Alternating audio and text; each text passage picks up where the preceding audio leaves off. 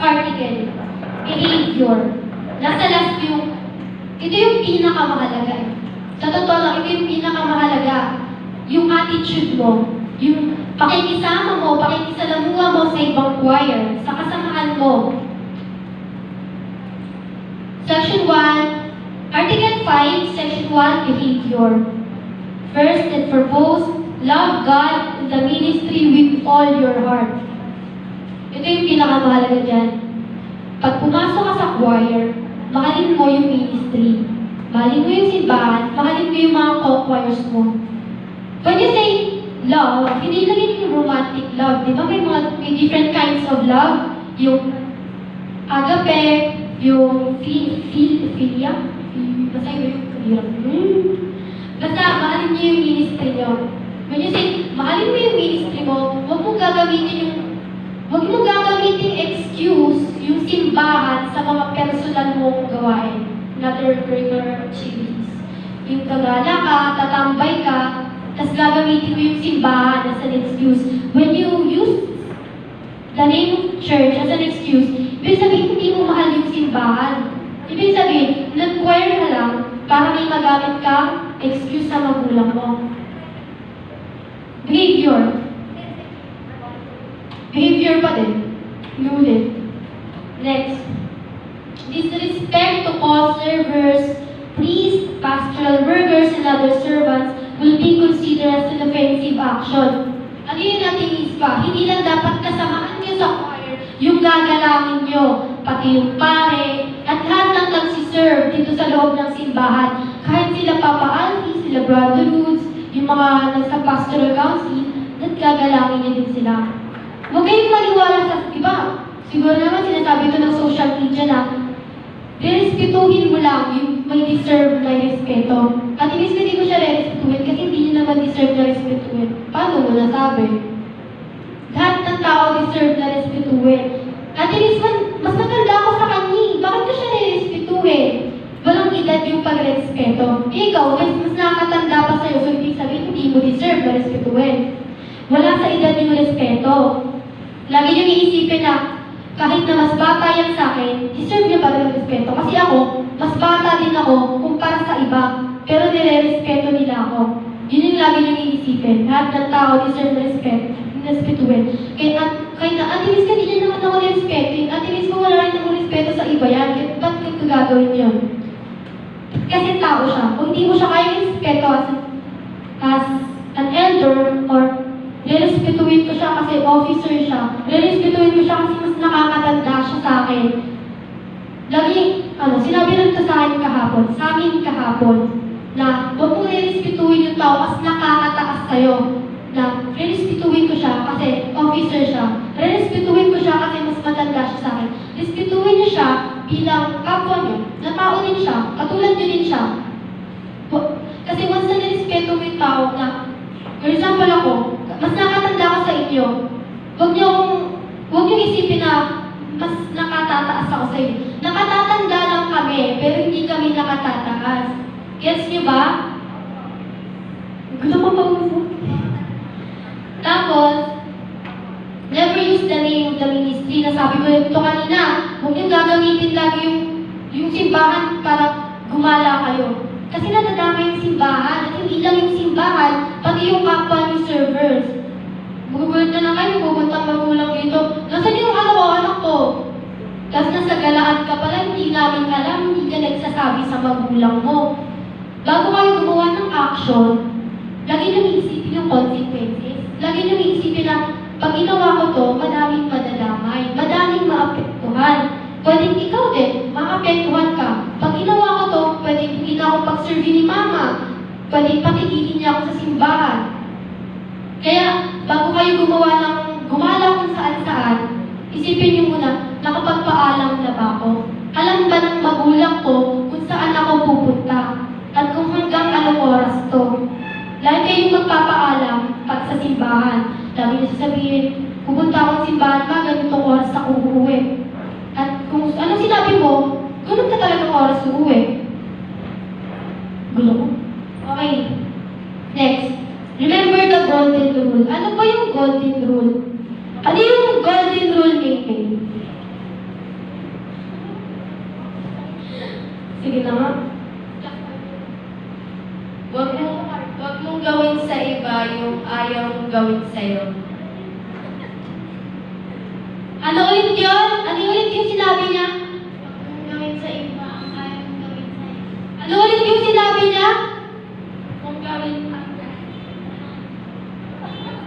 Wag mong gawin sa iba. Wag mong gawin sa iba ang ayaw mong gawin sa'yo. Tama yun. Hindi. Minus 5 ka na lang. Huwag niyo gagawin sa iba yung ayaw mong mangyari sa'yo. Kagaya sabi ko, inaway mo siya. Ni-real talk mo, tin-trash talk mo. Tapos nasaktan siya. Ikaw, gusto mo din bang ganunin ka din? Gusto mo din bang awayin ka din nila? Di ba hindi? Kaya huwag niyo gagawin sa iba yung ayaw mong gawin sa'yo. Pag ayaw mong gawin sa'yo, huwag mo din gagawin sa iba. Baligtad lang yan. Paulit-ulit lang yan. At sa simbahan laging nangyayari yan. Madalas may na-issue kasi ma-attitude. Ayaw mo naman gawin sa yan eh. For example, tinarayan ko si Alido, tapos tinarayan niya din ako. Tapos nagtarayan lang kami. Saan sa paka na kami nun? Huwag yung gagawin lagi sa iba yun. COVID. Tapos, ito pa. Alam niyo ba, yung respeto sa kapwa nyo, yun yung pinakamahalagang pundasyon ng matatag na grupo. Yun yung laging iniisipin. Na kung gusto nyo tumagal sa simbahan, kung gusto nyo maging maayos yung pagsasama-sama nyo ng mga kasama nyo sa simbahan, dapat respetuhin nyo yung isa't isa. Kailangan nyo ng respeto. Yun yung pinakamahalagang, yun yung pundasyon na matatag na grupo, yung respeto. At yung sekreto naman kung bakit patuloy silang nagiging matatag is love, yung pag-ibig. Kasi hindi naman pwedeng respetuhin mo lang siya, pero hindi mo siya mamahalin. Hindi mo siya mamahalin romantically, pero mamahalin mo siya kasi tao din siya katulad mo. Ano ulit yung pinakamahalagang pundasyon para tumagal yung isang grupo?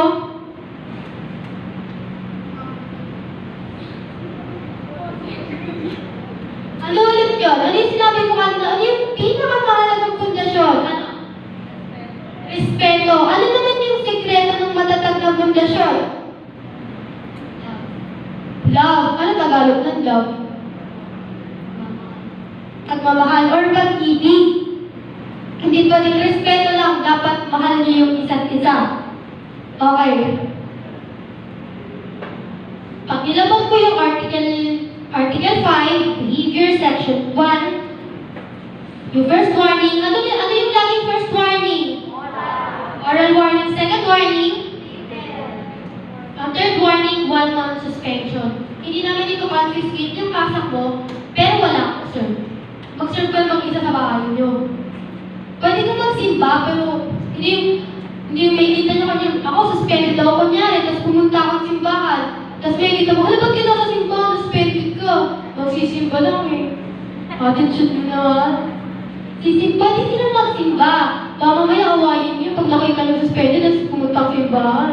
Hindi naman siya pinapaban sa loob ng simbahan ng simbahan. Bawal ka lang mag-serve. Gets niyo ba? Siyakin na sa akin. Minus 4. Salamat. Okay, Section 2. Bakit Section 1, may sariling warnings instruction yung Section 1, Article 5. Wala, bida-bida yan eh. Punta na tayo sa Section 2, PDA. Ano ibig sabihin ng PDA? Ano ibig sabihin ng PDA? Ayoko nang tawagin. PDA! Ako na naman yung sabi. Gulo na. Wala ka dyan. Yung PDA, Public Display of Affection. Ano ulit yung PDA? Public display. Ano ulit yung isa yung PDA? Public display. Need, minus 5 si Kenny. Nanggugulo ng buhay.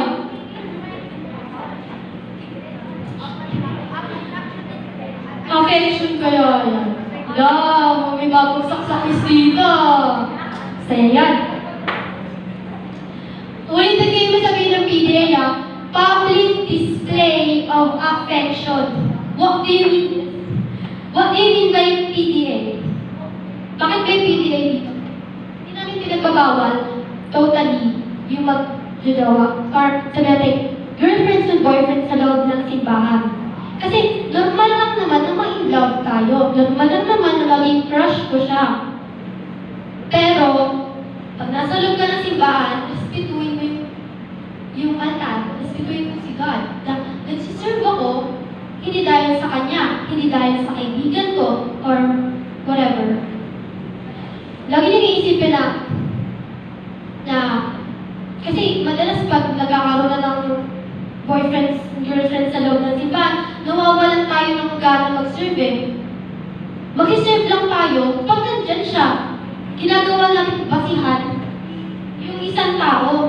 Ginagawa natin siya na mag-serve lang ako pag nandito yung baby loves ko. Ang corny ka din kayo. Lagi nang iisipin nyo na mag-serve kasi ako para kay God. Mag-serve ako para sa Kanya, hindi para sa bebe ko. Kaya, hanggang maaari, kung magkakaroon ba, sabi, hindi kasi natin ito masasabi. Maybe sa children's choir, magkakaroon na ng crush yan. Pwede kayo magka-crush sa kapwa ng choir. Pero, hanggang maaari, huwag yung dadalhin ng palandian sa loob ng simbahan. Huwag kayong mag-holding hands habang nagsiserve. Paano? Nag-holding hands habang nagsiserve. Huwag niyo gagawin yun kasi, di ba nga, nasa behavior din, bakit dito ka rin? Yes, na special mention. Lagi niyo iisip na, di ba sabi ko kanina, respeto. Mahalaga yung respeto. Kaya, once na ginawa niyo yung mga, kahit ganun kaliit na bagay lang, disrespect na yun eh. Wala kang respeto. Gets niyo ba? Hindi namin ito pinagbabawal. Pero nasa RR siya, nasa rules and regulations siya, na bawal maglampungan sa loob ng simbahan. Gets niyo? Lalo na habang nagmimisa. Kasi habang nagmimisa, nakatuon ka sa altar. Nagpipray ka. Dapat yung utak mo, yung puso mo, bukas yan para sa words of wisdom. Hindi para sa I love you. Tapos, sa mga ganito, for example, na-issue kayo, may choir na na-issue na kakarutan habang nagmimisa, na holding hands kayo habang nagmimisa, tapos nakita ng officer o kaya nakita ng kaserve nyo, nag-server din. Kasabihin sa officer, "Miss ko nag-holding hands sila, nag-I love you pa sa ano." Kakausapin namin yun. First warning, pag inulit niyo yun, second warning, pag inulit mo ulit, hindi wow. Third warning na yun, pwede ka namin i-dismiss. Anong dismiss at dismiss pa? Bukod sa sususpend ka namin, bukod sa confiscate ka namin, hindi ka, for example, wala ka pang vestment, hindi ka pa na-install, i-dismiss namin, hindi ka pwedeng magkaroon ng vestment. Or para naman sa vestment, hindi ka magre-review, hindi ka babasbasan ulit. Isipin mo yun, nabasbasan yung mga kasama mo, ikaw, di pa rin. Lagi nyo isipin yun, na, sabi ko kanila, huwag kayong desisyon sa buhay, huwag kayong pala desisyon. Lagi nyo iisipin yung consequences, yung maaaring mangyari pag ginawa mo yung bagay na yan. May sarili din siya, warnings and sanctions. Yung warnings and sanctions kanina ng Article 1, ay Article 5, Section 1, ano yung ano nun? 1 month suspension lang yun, di ba? Dito naman, first warning, oral, second warning, written, third warning, dismissal of vows. Hindi ka suspended, hindi rin confiscated yung kasak mo, pero dismissal of vows naman. Hindi ka pwedeng mag-instalan, hindi ka pwedeng mag-renew. Kasi nga, hotdog ka. Hindi ka nakikinig. Ilang section ang meron sa Article 5? Dalawa kayo, hindi nakikinig siya rito. Babagsak yan sa quiz, abangan nyo lang. Ilang section ang meron sa Article 5? Ilang warnings and sanctions? Dalawa lang? Di kayo. Dalawa lang. Dalawang section, dalawa din warnings, instructions. Siya lang yung kakaiba. Yung behavior, isipin niyo laging mahalaga yan. Di ba? Always remember why you were doing it. Lagi niyong isipin. Lagi niyong tanongin yung sarili niyo, bakit ba ako nagsiserve? Para kanino ako bumabangon? Lagi niyong isipin na, nagsiserve ako para sa kanya. Bumabangon ako tuwing umaga para sa kanya. Minus point. Lagi niyong isipin na, hindi ka nag-choir dahil lang sa kaibigan mo. Hindi ka nag-choir dahil lang sa bebe loves mo. Or hindi ka nag-choir kasi trip mo lang. Lahat ng bagay may dahilan. Lagi niyong isipin na nag-serve ako para sa kanya. Kaya, for example, may best friend ako, nag-serve lang ako para sa best friend ko. Kasi nag-serve din siya, hindi mag-serve din ako. Paano pag naghiwalay kayo ng schedule, hindi na kayo mag-serve dalawa? Diba? Lagi nang nagsiserve kayo, kumakanta kayo sa loob ng simbahan, nagpapakahirap kayo, na nagsasacrifice kayo ng oras nyo, ng 3 oras na lang. Nagsasacrifice kayo ng oras nyo para sa kanya, hindi para sa kaibigan nyo, hindi para sa jowa mo, or wala kasi trip mo lang. Ano yan? Sige. Tapos, ano ulit yung Article 1? Itang pause mo muna. Please. Ilang section ang meron sa Article 2? Ano yung tatlo? Section 1? Before the Mass, Section 2? during the Mass, Section 3? after the Mass. Article 3 na tayo. Ilang section ang meron sa Article 3? Dalawa lang, P. Huwag mo masyadong gusto mo dumami batas natin. Ano yung Section 1, Article 3? Section 2? Lectio Divina or Bible study or reading. Bible reading. Article 4? Hindi ko marinig. Officer, Section 1? leading, Okay, section... Ay, joke lang. Article 5, behavior, section 1, ano yun? behavior, Section 2? PDA, Ano ibig sabihin ng PDA?